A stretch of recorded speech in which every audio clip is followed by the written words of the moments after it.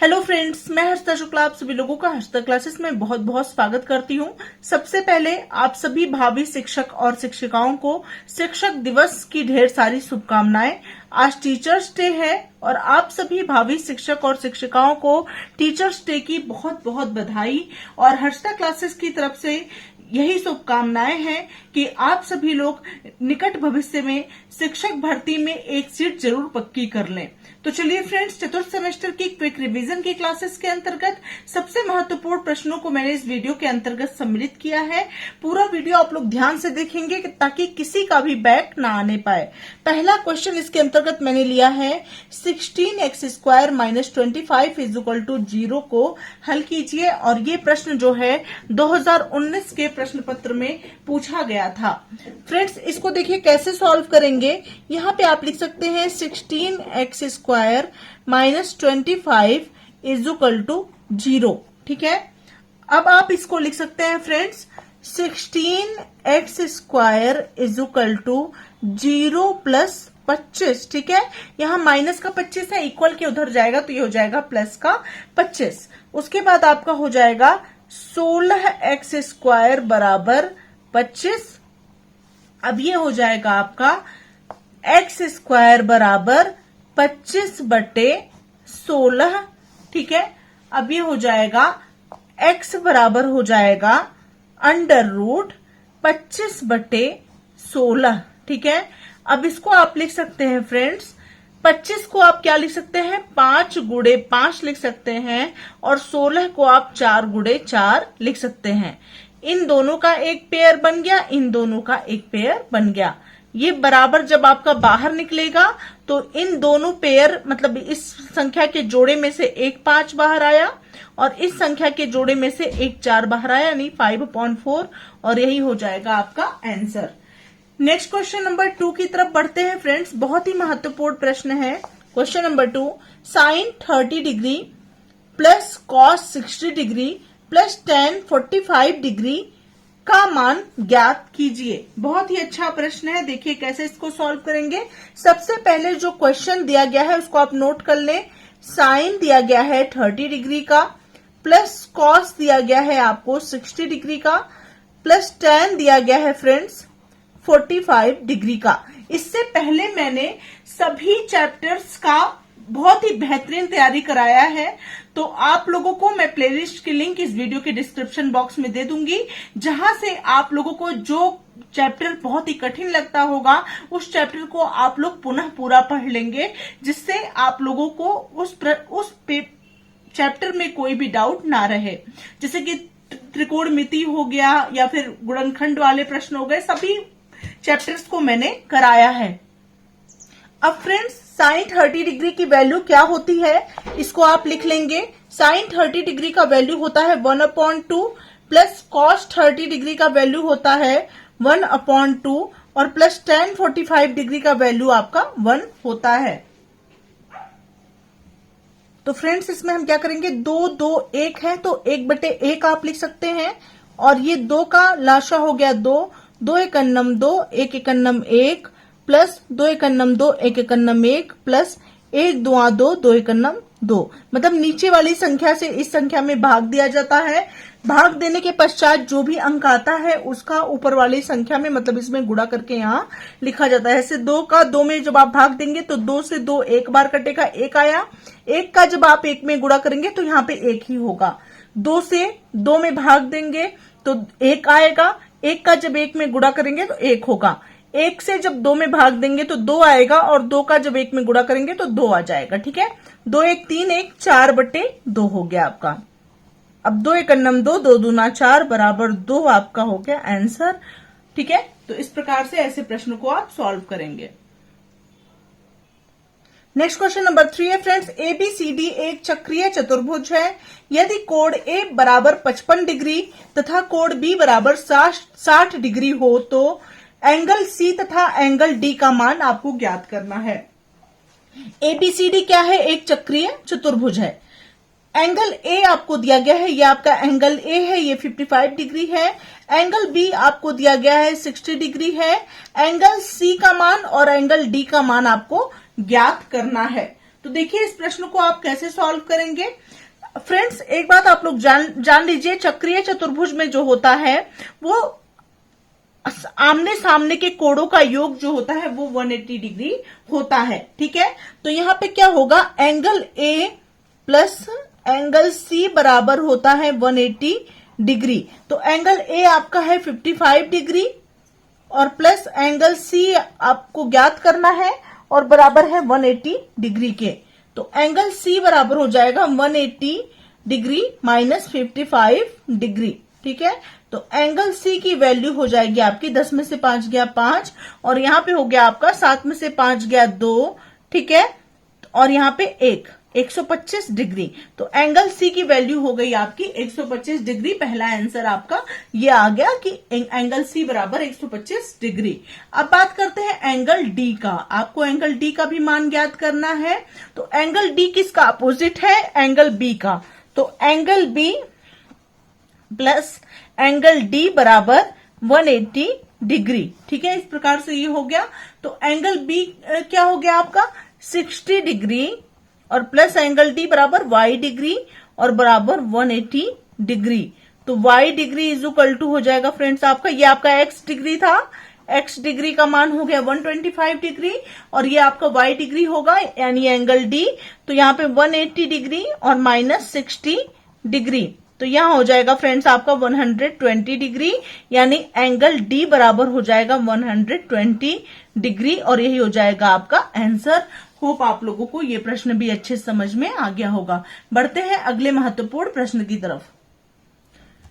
Next question number 4 है friends, समीकरण x square plus 9 minus 6x बराबर 0 को हल कीजिए। तो फ्रेंड्स सबसे पहले आप समीकरण को लिख लेंगे, x square plus 9 minus 6x बराबर 0, यही आपका समीकरण है।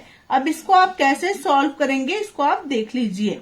अब सबसे पहले आप क्या करेंगे फ्रेंड्स, यहाँ पे जो आपका इस तरह से एक्स एक्स के फॉर्म में है इसको एक साथ आप लिखेंगे, x square minus 6x plus 9 हो जाएगा इज इक्वल टू 0।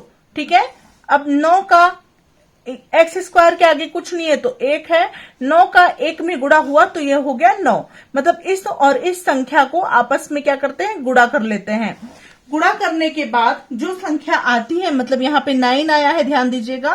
अब क्या करेंगे, यहाँ पे कोई ऐसी दो संख्या आपको लेनी है, ठीक है, जिसको आपस में मतलब कोई ऐसी दो संख्या लेनी है जिनको आपस में यहाँ पे प्लस का निशान है ना, तो जोड़ने पर, अगर यहाँ पे माइनस का निशान होता तो क्या करते हैं, घटाने पर।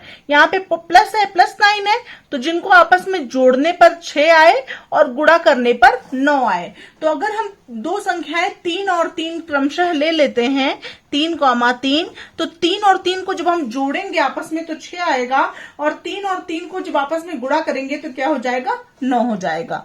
तो यहां हो जाएगा x square minus 3 plus 3 x plus 9 और बराबर हो जाएगा आपका 0। ठीक है, इस तरह से हो गया आपका। अब यहां हो जाएगा x square minus 3x plus minus minus 3x और प्लस 9 बराबर 0। अब इसमें से कॉमन ले लेंगे, ये इसका पेयर बन गया, इसका पेयर बन गया। यहां से आप क्या कॉमन ले सकते हैं, x कॉमन ले सकते हैं, ये हो जाएगा x माइनस 3 और यहाँ पे माइनस 3 कॉमन ले सकते हैं तो ये हो जाएगा x माइनस 3 बराबर 0। ठीक है, इस तरह से ये हो गया। अब इसका वैल्यू आप निकालेंगे तो एक ब्रैकेट में हो गया x माइनस 3 और दूसरे भी ब्रैकेट में हो गया x माइनस 3 और बराबर हो गया आपका 0। ठीक है, अब यहां हो जाएगा x माइनस 3 बराबर 0, तो x बराबर हो गया प्लस का 3। ठीक है, माइनस का 3 है, इक्वल के उधर जाएगा, 0 प्लस 3 बराबर प्लस का 3 हो गया। ठीक है, यहां पर भी क्या हो जाएगा, x माइनस 3 बराबर 0, तो x बराबर हो जाएगा 0 प्लस 3 या x बराबर हो जाएगा प्लस का 3। तो प्लस का 3 यही x का मान आ गया। होप आप लोग को ये क्वेश्चन भी अच्छे समझ में आ गया होगा। अब बढ़ते हैं क्वेश्चन नंबर 5 की तरफ। क्वेश्चन नंबर 5 है, cot 45 degree minus sine square 45 degree minus cos square 45 degree plus sine 90 degree को हल कीजिए। देखिए इस क्वेश्चन को कैसे सॉल्व करेंगे। तो यहाँ पे कॉट 45 डिग्री, सबसे पहले आप लिखेंगे cot 45 degree minus sine square 45 degree minus cos square 45 degree plus sine 90 degree. इसी को आपको क्या करना है, हल करना है। तो कॉट 45 डिग्री का मान क्या होगा, 1 होगा, माइनस साइन स्क्वायर 45 डिग्री का मान क्या होगा, साइन 45 डिग्री का मान होता है 1/√2 और साइन स्क्वायर है तो इसका हो जाएगा whole square, minus cos square 45 degree, cos 45 degree का मान होता है 1/√2 का होल स्क्वायर और प्लस साइन 90 डिग्री, तो साइन 90 डिग्री का मान हो गया 1। ठीक है, अब इसको सॉल्व कर लीजिए। कैसे सॉल्व करेंगे, 1 माइनस 1/√2 का होल स्क्वायर क्या हो जाएगा 1/2 और यहां पे हो जाएगा माइनस 1/2 और प्लस 1। ठीक है, अब इसको देखिए कैसे सॉल्व करेंगे फ्रेंड्स। अब इसके नीचे 1 हो गया, इसके नीचे 1 हो गया। ठीक है, अब यहाँ पे क्या हो गया, यहाँ पे एलसीएम आ गया आपका 2, 1 2 जा 2, 2 1 जा 2, माइनस 2 1 जा 2, 1 1 जा 1, माइनस 2 1 जा 2, 1 1 जा 2 1 जा 2 1 बार गया और 1 1 जा 1 और प्लस 1 2 जा 2, 2 1 जा 2। ठीक है, अब क्या करेंगे, 2 ये प्लस का 2 है, ये प्लस का 2 है, 2 और 2 क्या हो जाएगा आपका 4 और माइनस 1 क्या हो जाएगा -2 और बटे 2। ठीक है, अब यहाँ पे 4 में से 2 गया, क्या हो जाएगा 2/2, 2 से 2 कट गया तो ये हो जाएगा 1 और ये हो जाएगा आपका आंसर। एक आपका क्या हो गया, आंसर हो गया। इस प्रकार से ऐसे प्रश्न को आप सॉल्व करेंगे। बढ़ते हैं अगले प्रश्न की तरफ। नेक्स्ट क्वेश्चन नंबर 6 है फ्रेंड्स, किसी शंकु की तिरछी ऊंचाई 21 सेंटीमीटर, त्रिज्या 8 सेंटीमीटर है तो शंकु का वक्र पृष्ठ आपको ज्ञात करना है। तो शंकु की तिरछी ऊंचाई यानी L बराबर है आपका 21 सेंटीमीटर और शंकु की त्रिज्या R बराबर है आपका 8 सेंटीमीटर। तो शंकु का वक्र पृष्ठ क्या होता है, शंकु का वक्र पृष्ठ बराबर होता है πr/L। ठीक है, तो यहां हो जाएगा पाई की जगह 22/7 गुणे R हो जाएगा 8 और गुणे L हो जाएगा 21। ठीक है, अब इसको सॉल्व कर लीजिए। 7 एकन्नम 7, 7 त्रिक 21। ठीक है, अब 22 और गुणे क्या हो जाएगा 8 त्रिक 24। 22 और 24 का जब हम गुणा करेंगे तो इन दोनों का गुणा करने पे आ जाएगा 528 और वर्ग सेंटीमीटर या सेंटीमीटर स्क्वायर। ठीक है, होप आप लोगों को ये क्वेश्चन भी अच्छे समझ में आ गया होगा। बढ़ते हैं अगले प्रश्न की तरफ। नेक्स्ट क्वेश्चन नंबर 7 पर आते हैं friends. Cube root 343 multiply under root यानी स्क्वायर रूट 576 को सरल कीजिए। देखिए इसको कैसे सॉल्व करेंगे। तो फ्रेंड्स क्यूब रूट 343 है, सबसे पहले आप क्या करेंगे 343 का गुणनखंड करेंगे। यहाँ पे 343 का जब आप गुणनखंड करेंगे तो 7 से जाएगा 7 चौक 28, 6 चौथे 7 नवा 63, फिर 7 से जाएगा 7 सत्ते 49, फिर 7 से जाएगा 7 एकन्नम 7। उसी प्रकार से 576 का आप करेंगे। 576 किसका स्क्वायर रूट होता है, इसका स्क्वायर रूट क्या होता है 24 गुणे 24 आप लिख सकते हैं। ठीक है, तो आप इस तरह से लिख लीजिए, यहाँ पे 7 गुणे 7 गुणे 7 और यहाँ पे क्यूब रूट और मल्टीप्लाई स्क्वायर रूट में 24 गुणे 24 लिखेंगे। ठीक है, इन तीनों का एक जोड़ा बन गया, इन दोनों का एक जोड़ा बन गया। अब यहाँ पे 7 गुणे 7 गुणे 7 है तो यहाँ से एक 7 बाहर हो गया और गुणे 24 है तो यहाँ पे एक 24 बाहर हो गया। ठीक है, अब 7 गुणे 24 जब आप करेंगे तो ये हो जाएगा 7 चौक के 28 के 8 हासिल 2, 7 दूना 14, 2 16। ठीक है, 168 आपका हो गया आंसर। 7 चौक 28 के 8 हासिल 2, 7 दूना 14, 2 16, 168 आपका आंसर आ गया। नेक्स्ट क्वेश्चन नंबर 8 है फ्रेंड्स। एक वृत्त का क्षेत्रफल 154 वर्ग सेंटीमीटर है, वृत्त की त्रिज्या ज्ञात कीजिए। वृत्त का क्षेत्रफल आपको दिया गया है 154 वर्ग सेंटीमीटर है। आपको वृत्त की त्रिज्या ज्ञात करनी है। तो फ्रेंड्स, वृत्त का क्षेत्रफल का फॉर्मूला क्या होता है? वृत्त का क्षेत्रफल का फॉर्मूला होता है पाई आर स्क्वायर। तो पाई आर स्क्वायर की वैल्यू है 154। ठीक है, तो यहाँ पे पाई की जगह हो जाएगा 22/7 गुणे आर स्क्वायर बराबर 154। ठीक है, अब यहाँ हो जाएगा आर स्क्वायर बराबर हो जाएगा 154 गुणे 7, तो ये हो जाएगा 154 गुणे 7/22। ठीक है, अब यहां से इसको डिवाइड कर दीजिए। 2 एकन्नम 2, 2 एकन्नम 2, 2 सत्ते 14, 1 15 और 2 सत्ते 14। ठीक है, 11 एकन्नम 11, 11 सत्ते 77। तो आर स्क्वायर बराबर हो जाएगा 7 गुणे 7 और आर बराबर हो जाएगा आपका, ये पेयर बन गया इसका, इसमें से एक बाहर निकल गया, 7 आपका हो जाएगा आंसर। मतलब त्रिज्या आ गई 7 सेंटीमीटर। 7 सेंटीमीटर त्रिज्या और यही हो जाएगा आपका आंसर। बढ़ते हैं नेक्स्ट क्वेश्चन नंबर 9 की तरफ। क्वेश्चन नंबर 9 है फ्रेंड्स, एक लंब वृत्तीय बेलन के आधार की त्रिज्या 5 सेंटीमीटर, ठीक है, और तथा ऊंचाई 14 सेंटीमीटर है। ठीक है, और बेलन का वक्र पृष्ठ आपको ज्ञात करना है। एक लंब वृत्तीय बेलन है जिसके आधार की त्रिज्या 5 सेंटीमीटर है, ऊंचाई 14 सेंटीमीटर है। बेलन का वक्र पृष्ठ आपको ज्ञात करना है। तो आधार की त्रिज्या r बराबर है 5 सेंटीमीटर और बेलन की ऊंचाई h बराबर है 14 सेंटीमीटर और बेलन का वक्र पृष्ठ क्या हो जाएगा? बेलन का वक्र पृष्ठ बराबर हो जाएगा 2 पाई आर एच। ठीक है, ये फॉर्मूला होता है बेलन के वक्र पृष्ठ का। तो यहां हो जाएगा 2 गुणे 22/7 गुणे आर की जगह 5 और गुणे एच की जगह 14। ठीक है, अब यहां हो जाएगा 7 एकन्नम 7, 7 दूना 14 और यहां हो जाएगा 5 दूना 10 दूना 20 गुणे 22।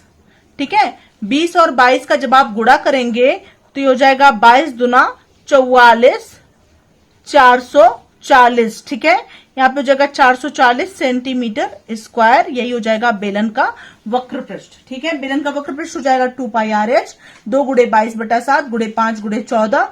जब आप इसको डिवाइड करेंगे 7 दूना 14 हो गया, 5 दूना 10 दूना 20 हो गया और गुणे 22 हो गया, 22 दूना 44, 440 सेंटीमीटर स्क्वायर और यही आपका हो गया बेलन का वक्र पृष्ठ का क्षेत्रफल। ठीक है फ्रेंड्स, तो इस तरह से क्वेश्चन को सॉल्व करेंगे। बढ़ते हैं अगले प्रश्न की तरफ। नेक्स्ट क्वेश्चन नंबर 10 है फ्रेंड्स, समलंब की समानांतर भुजाएं 15 मीटर तथा 8 मीटर हैं, उनके बीच की दूरी 12 मीटर है। समलंब का क्षेत्रफल ज्ञात कीजिए। तो समलंब का क्षेत्रफल का फॉर्मूला क्या होता है? समलंब का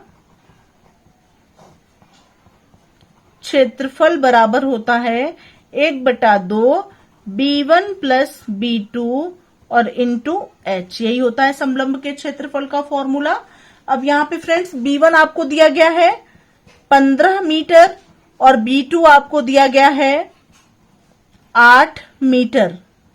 ठीक है, इसका क्षेत्रफल दिया गया है समलंब की समानांतर भुजाएं दोनों दी गई हैं, B1 और B2 15 और 8। ठीक है, जैसे ये मान लीजिए ये समलंब बना, ये आपका हो गया समलंब।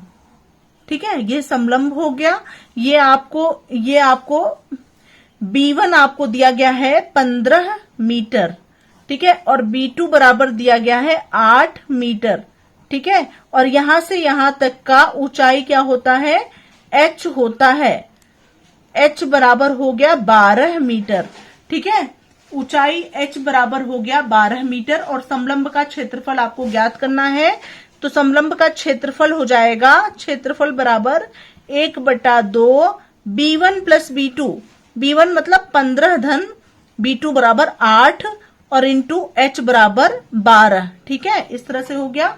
अब ये हो जाएगा 2 एकन्नम 2, 2 छंग 12 और 15 8 हो जाएगा 8 5 13, 23 गुणे 6 और बराबर हो जाएगा क्षेत्र का 18 का 8 हासिल 1, 6 दूना 12 1 13, 138। ठीक है, यहाँ पे हो जाएगा 138 और क्षेत्रफल क्या होता है, स्क्वायर में होता है, सब कुछ मीटर में है तो क्षेत्रफल हो जाएगा मीटर स्क्वायर। 138 मीटर स्क्वायर, यही हो गया आपका आंसर। होप आप लोगों को ये सभी क्वेश्चन अच्छे समझ में आ गए होंगे। अगले पार्ट के साथ मैं पुनः हाजिर होंगी। आप लोगों को मेरा प्रयास कैसा लग रहा है कमेंट सेक्शन में जरूर बताइएगा। तब तक के लिए thank you so much friends, thanks for watching my video.